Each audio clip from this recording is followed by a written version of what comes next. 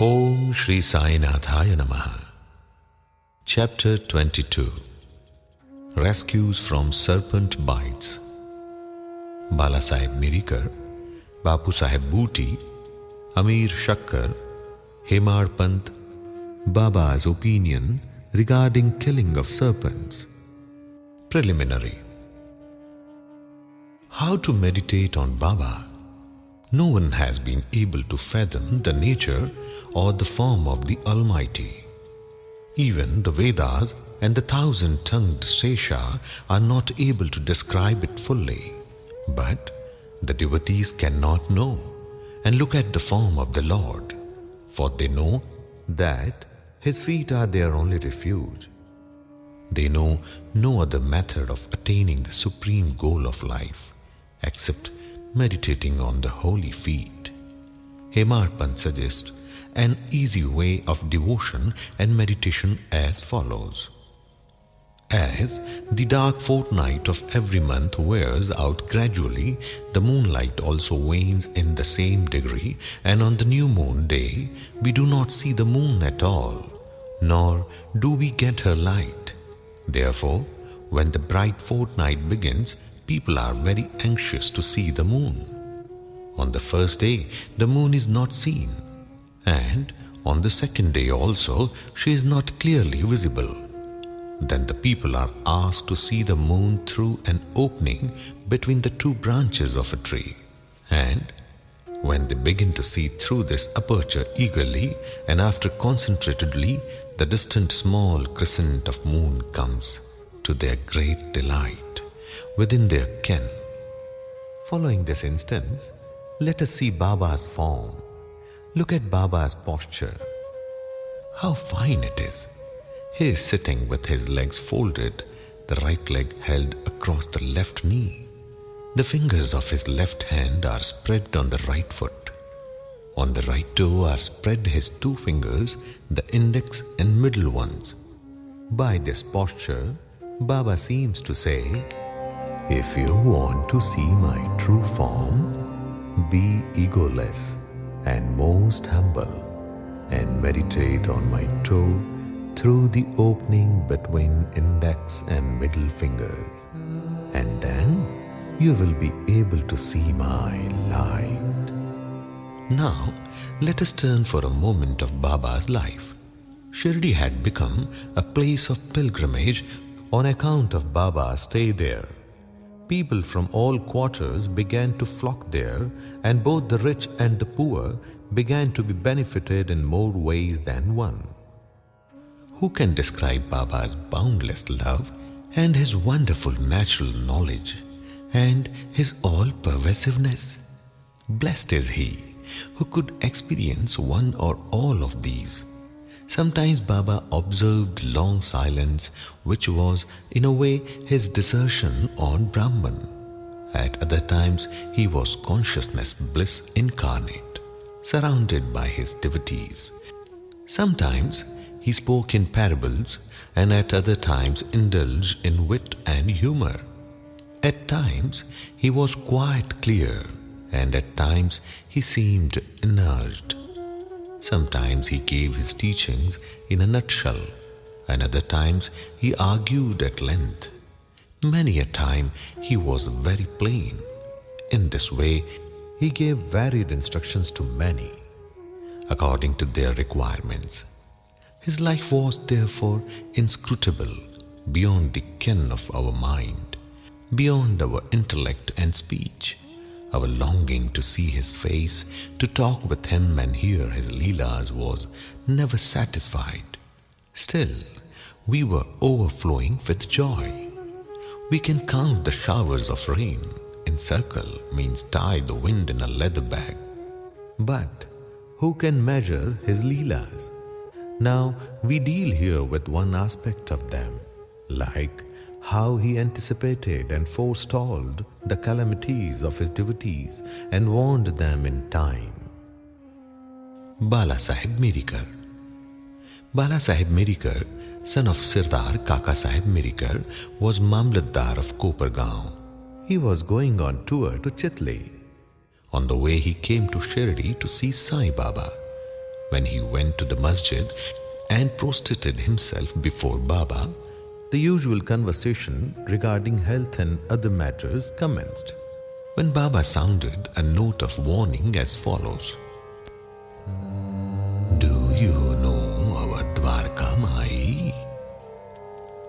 As Bala Sahib did not understand and he kept quiet, Baba continued, "This is our Dwarka Mai, where you are sitting. She wards off all dangers and anxieties of the children who sit on her lap. This Masjid Mai means its presiding deity is very merciful. She is the mother of the simple devotees, whom she will save in calamities. Once a person sits on her lap, all his troubles are over. He who rests in her shade gets bliss." Then Baba gave him Udi and placed his protecting hand on his head. When Bala Sahib was about to depart, he again said, "Do you know the Lamba Baba means long gentleman, like serpent?" And then closing the left arm like fist, he brought it near the right elbow and moving his left arm like the hood of a serpent, he said, "He is so terrible, but what can he do to the children of Dwarka Mai? When the Dwarka Mai protects, what can the serpent do?" All who were present there were curious to know the meaning of all this and its reference to Mirikar, but none had the courage to ask Baba about this. Then Wala Sahib saluted Baba and left the masjid with Shama. Baba called Shama back and asked him to accompany Bala Sahib and enjoy the Chitli trip. Shama came to Bala Sahib and told him that he would go with him according to Baba's wish. Bala Sahib replied that he need not come as it would be inconvenient. Shama returned to Baba and told him what Bala Sahib said to him. Baba said, "All right, do not go. We should mean well and do well. Whatever is destined to happen will happen." In the meanwhile, Bala Sahib thought over again and calling Shama asked him to accompany him. Then Shama going again to Baba and taking his leave started with Bala Sahib in Tonga. They reached Chitli at 9 p.m. and camped in the Maruti temple. The office people had not come, so they sat quiet in the temple, talking and chit-chatting. Bala Sahib was sitting on a mat reading a newspaper. His uparni, means upper dhotar, was spread across his waist, and on a part of it, a snake was sitting unnoticed. It began to move with a rustling sound which was heard by the peon. He brought a lantern, saw the snake, and raised an alarm. "Serpent! Serpent!" Bala Sahib was frightened and began to quiver. Shama was also stunned. Then he and others moved noiselessly and took sticks and clubs in their hands. The snake got down slowly from the waist and it moved away from Bala Sahib. It was immediately done to death. Thus, this calamity which was prophesied by Baba was averted and Bala Sahib's love for Baba was deeply confirmed. Bapu Sahib Bhuti, a great astrologer named Nana Sahib Dengle, told one day Bapu Sahib Bhuti, who was then in Shirdi, "Today is an auspicious day for you. There is a danger to your life." This made Bapu Sahib restless. When they as usual came to masjid, Baba said to Bapu Sahib, "What does this Nana say? He foretells death for you. Well, you need not to be afraid. Tell him boldly, let us see how death kills. Then later in the evening, Babu Sahib went to his privy for easing himself, where he saw a snake. His servant saw it and lifted a stone to strike at it. Babu Sahib asked him to get a big stick, but before the servant returned with the stick, the snake was seen moving away and soon disappeared. Babu Sahib remembered with joy Baba's words of fearlessness. Amir Shakkar. Amir Shakkar was a native of the village Korhal in Kopargaon Taluka. He belonged to the butcher caste. He worked as a commission agent in Bandra and was well known there. He once suffered from rheumatism, which gave him much pain. He was being reminded of God, and so he left his business and went to Shirdi and prayed to Baba to relieve him from his malady. Baba then stationed him in the Chavdi, which was then a damp, unhealthy place, unfit for such a patient. Any other place in the village or Korhal itself would have been better for Amir. But Baba's word was the deciding factor and the chief medicine. Baba did not allow him to come to the masjid, but fixed him in the Chavdi, where he got very great advantage. Baba passed via Chavdi every morning and evening, and every alternate day Baba went to the Chavdi in a procession and slept there. So Amir got Baba's contact very often easily. Amir stayed there for full 9 months, and then somehow or other he got a disgust for the place. So one night he stealthily left the place and come to Kopargaon and stayed in a dharamshala. There he saw an old dying fakir who asked him for water. Amir brought it and gave it to him. As soon as he drank it, he passed away. Then Amir was in a fix. He thought that if he went and informed the authorities, he would be held responsible for the death, as he was the first and sole informant and knew something about it. He repented for his action, like leaving Shirdi without Baba's permission, and prayed to Baba. He then determined to return to Shirdi, and that same night he ran back, remembering and muttering Baba's name on the way, and reached Shirdi before daybreak and became free from anxiety. Then he lived in the Chavdi in perfect accordance with Baba's wishes and orders and got himself cured.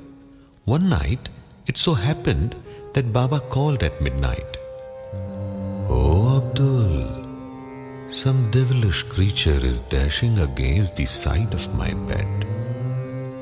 Abdul came with the lantern, examined Baba's bed but found nothing. Baba asked him to examine carefully all the place and began to strike ground with his satka. Seeing this leela of Baba, Amir thought that Baba might have suspected some serpent had come there. Amir could know by close and long contact the meaning of Baba's words and actions. Baba then saw near Amir's cushion something moving. He asked Abdul to bring in the light, and when he brought it, he saw the serpent coiled up there, moving its head up and down. Thereupon the serpent was immediately beaten to death. Thus Baba gave timely warning and saved Amir. Hemadpant, Scorpion and Serpent. At Baba's recommendation, Kaka Sahib Dikshit was daily reading the 2 works of Sri Eknath Maharaj, like Bhagavad and Bhavartha Ramayana, and Hemadpant had the good fortune to be one of the audience when the reading of the works was going on. Once, when a portion from the Ramayana relating to Hanuman's testing Rama's greatness according to his mother's instructions was being read, all the listeners were spellbound. Hemadpant was one of them. A big scorpion, none knew where it came from, jumped and sat on the right shoulder of Hemadpant, on his upper knee, means upper dhotar. First it was not noticed, but as the Lord protects those who are intent on hearing his stories, he casually cast a glance over his right shoulder and noticed it. It was dead silence, not a bit moving here or there. It seemed as if it also enjoyed the reading. Then by the Lord's grace, Hemadpant, without disturbing the audience, took the two ends of his dhotar, folded them and brought them together, enclosing the scorpion within. Then he went out and threw it in the garden. On another occasion, some persons were sitting in the upper floor of Kaka Sahib's wada. Just before nightfall, when a serpent crept through a hole in the window frame and sat coiled up, a light was brought. Though it was first dazzled, yet it sat still and only moved its head up and down. Then many persons rushed there with sticks and cudgels. But as it sat in an awkward place, no blow could be dealt. But hearing the noises of men, the serpent went out hastily through the same hole. Then all the persons present there felt relieved. Baba's opinion. One devotee named Muktaram then said that it was good that the poor creature escaped. Hemadpant challenged him, saying that serpents should better be killed. There was a hot discussion between them, the former contending that serpents and such creatures should not be killed, the latter that they should be. As night came on, the discussion came to an end, without any decision being arrived at. Next day, the question was referred to Baba, who gave his settled opinion as follows. God lives in all beings and creatures, whether they be serpents or scorpions. He is the great wire puller of the world, and all beings, serpents, scorpions, etc., obey his command. Unless he wills it, nobody can do any harm to others. The world is all dependent on him, and no one is independent. So we should take pity and love all creatures, leave off killings, and be patient. The Lord is the protector of all. Bow to Shri Sai. Peace be to all.